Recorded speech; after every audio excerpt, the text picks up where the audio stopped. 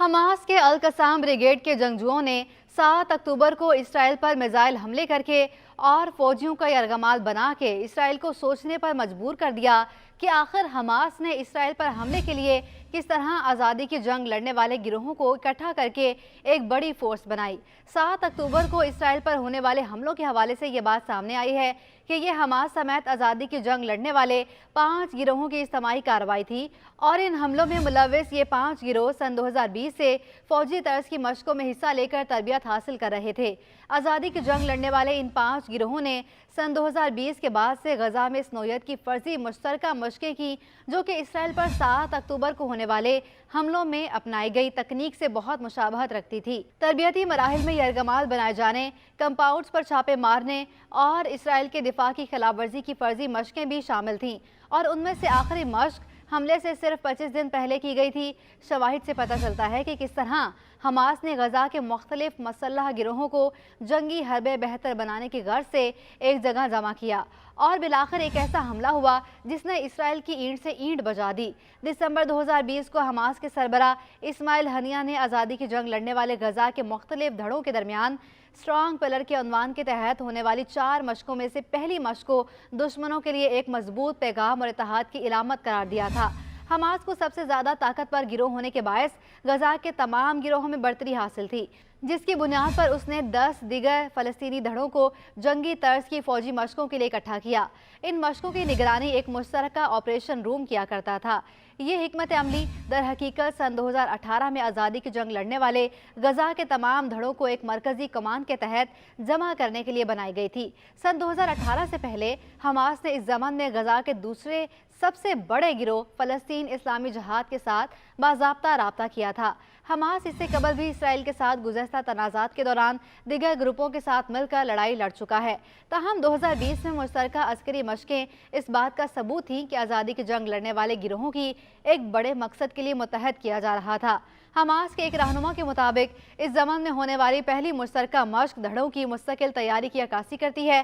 सन 2020 की फौजी अंदाज की मशक 3 साल से मुनाकिद की जाने वाली 4 मुश्तरका मशकों में से पहली थी और इन मशकों की तफसीलात को हमास के सोशल मीडिया चैनल्स पर पोस्ट की गई वीडियोस की सूरत में एक दस्तावेजी शक्ल दी गई थी। पहली फर्जी मशक की फुटेज में नकाबपोश कमांडर्स को एक बैंकर में देखा गया।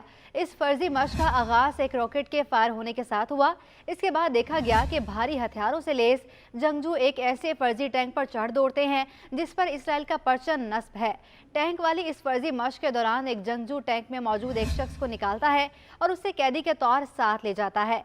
7 अक्टूबर को इसराइली फौजियों को पकड़ने और यरगमाल बनाने के लिए हमास के जंगजुओं की जानिब से ये दोनों ही हरबे हकीकत में इस्तेमाल किए गए। हमास के साथ 5 दिगर गिरोहों की स्ट्रॉन्ग पिलर की दूसरी मशक पहली फर्जी मशक के तकरीबन 1 साल बाद मुनाकिद हुई। हमास के अस्करी विंग अल-कसाम ब्रिगेड के कमांडर एमन नौफल ने कहा कि 26 दिसंबर 2021 को होने वाली दूसरी मशक का मकसद आज़ादी की जंग लड़ने वाले धड़ों के इत्तेहाद के अज़म का इयादा करना था।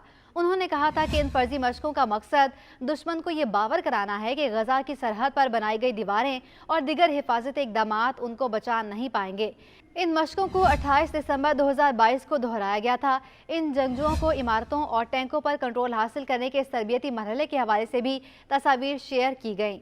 इसराइल के पास इन तमाम फर्जी मशकों की इतलात और तफसीलात मौजूद थीं, इसलिए यह नाकाबिले फ़हम है कि इसराइली इंटेलिजेंस एजेंसियों की तरफ से इन मशकों की कड़ी निगरानी क्यों नहीं की जा रही थी।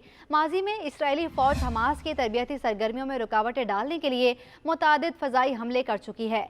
रवां साल अप्रैल 2023 में उन्होंने इस जगह बमबारी की थी जो स्ट्रॉन्ग पिलर की पहली फर्जी मशक के लिए इस्तेमाल हुई थी। हमलों से 1 हफ्ते पहले गजा की सरहद की निगरानी पर मामूर सिपाहियों ने मुबैना तौर पर हमास की गैर मामूली ड्रोन कार्रवाइयों से मुतालिक खबरदार किया था और बताया था कि जंगजू फर्जी पोस्टों पर कब्जा करने की तरबियत में मशगूल हैं, लेकिन इसराइली मीडिया की रिपोर्ट्स के मुताबिक इन खदशात को नज़रअंदाज कर दिया गया था।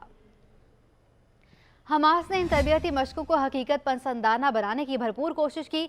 2022 में जंगजुओं ने एक फर्जी इसराइली फौजी अड्डे पर हमला करने की मशक भी की थी। 10 सितंबर 2023 को आज़ादी की जंग लड़ने वाले गजा के गिरोहों के मुश्तरका कंट्रोल रूम ने अपने टेलीग्राम चैनल पर फौजी वर्दियों में मलबूस मर्दों की तस्वीर शाया की जो फौजी तनसीबात की निगरानी कर रहे थे।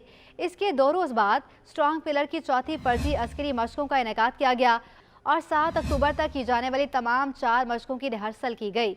हमास के जंगजुओं को फर्जी मशकों के दौरान जिन सफ़ेद टोयोटा पिकअप ट्रकों में सवार दिखाया गया, ये वही ट्रक हैं जो अगले ही माह जनूबी इसराइल में घूमते और हमला करते देखे गए। इसराइली फौज के कमांडर्स की रिपोर्ट्स के मुताबिक 7 अक्टूबर से पहले गजा की पट्टी में हमास के तकरीबन 30,000 जंगजू मौजूद थे। ये ख्याल भी किया गया कि हमास छोटे ग्रुपों के हजारों जंगजुओं को अपने साथ मिला सकता है। हमास अब तक दूसरे धड़ों की हिमायत के बगैर भी फलस्तीनी मुसल्लह ग्रुपों में सबसे ज्यादा ताकतवर है और इन दिगर धड़ों को साथ मिलाने का मकसद गजा के अंदर वसी हिमायत हासिल करके अपनी तादाद को बढ़ाना था। इसराइली फौज के एक अंदाजे के मुताबिक 7 अक्टूबर के हमले के लिए 1500 जंगजू शामिल हुए। ताहम टाइम्स ऑफ इसराइल ने रवा माह के शुरू में रिपोर्ट किया कि इसराइली फौज को अब तलकीन ये है कि तादाद 3000 के करीब थी।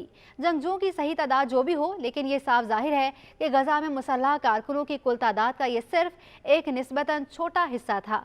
छोटे ग्रुपों के कितने जंगजुओं ने हमले या स्ट्रॉन्ग पिलर की मशकों में हिस्सा लिया, इस बारे में दुरुस्त तादाद की तस्दीक ताहाल मुमकिन नहीं। इसराइल को ये तस्लीम करने में कई साल लग सकते हैं कि 7 अक्टूबर के वाक़यात को रोकने के मौके ज़ाया किए गए। मिलिट्री, इंटेलिजेंस और हुकूमत के लिए इन वाक़यात के नताइज लर्ज़ाखेज़ हो सकते हैं।